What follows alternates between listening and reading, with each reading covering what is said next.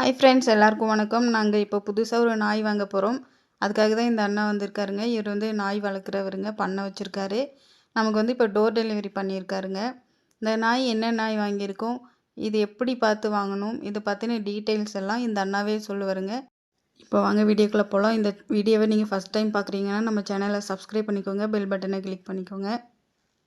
Friends, நம்ம நாய்க்கு பேர் வச்சாச்சு. பைரவி பைரவி பைரவி கோம்பை பெண் டாக். இது ரெண்டுமே ரெண்டு நாய் வந்து நல்லா டபுள் சைஸாக இருக்கும். நீங்கள் எந்த அளவுக்கு தீனி எடுக்கிறீங்க அந்த அளவுக்கு நல்லா இருக்கும். ஃபுட்டு வந்து தயிர் சாப்பாடு போட்டால் போடுங்க. சாப்பாடு முட்டை வேஸ்ட் உப்பு போடக்கூடாது. சிக்கன்லாம் 3 மாதம் ஆகும். தடுப்பூசியில் போடுறது. உப்புலாம் போடவே கூடாது.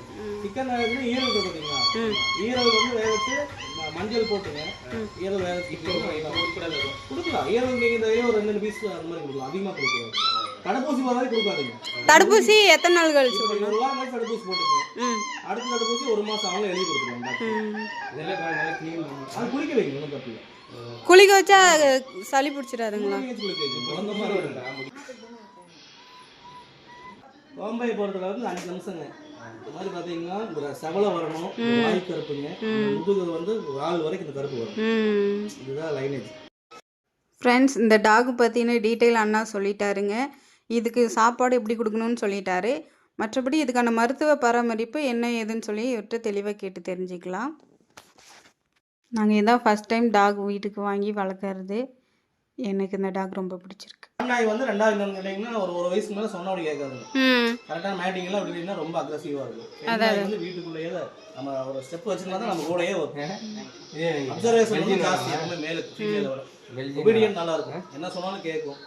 மனுஷங்களுக்கும் அப்படித்தான், நாய்ங்களுக்கும். ஆமாம். இப்போ வந்து பால் கொடுக்கலாம். பாலே வேண்டாங்க, தயிர் சாப்பாடு கொடுங்க.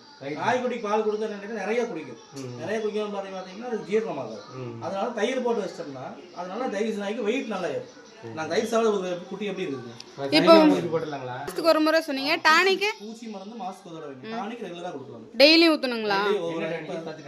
ஆமா, calcium tonic, vitamin tonic. WhatsApp அனுப்பிச்சு ஒவ்வொரு ml இப்போதைங்க. இதே 1 மாசம் கழிச்சு அது 2 ml மாத்திக்கணும். அது எங்க கிடைக்குங்க? அது எல்லா வெட்டனரி ஹாஸ்பிடல் டாக்டர் இது இருக்கு, மெடிக்கல் ஷாப் வெட்டனரி மருந்துகள் கிடைக்கும் போட்டுருப்பாங்க. அது எல்லா பக்கம் கிடைக்கும். ஓகே ஃப்ரெண்ட்ஸ், ஒரு வேளையை நம்ம டாக் வாங்கியாச்சு. பெண் டாக் தான் வாங்கியிருக்கோம், Kombai dog. Thank you friends, thank you for வாட்சிங். All is well.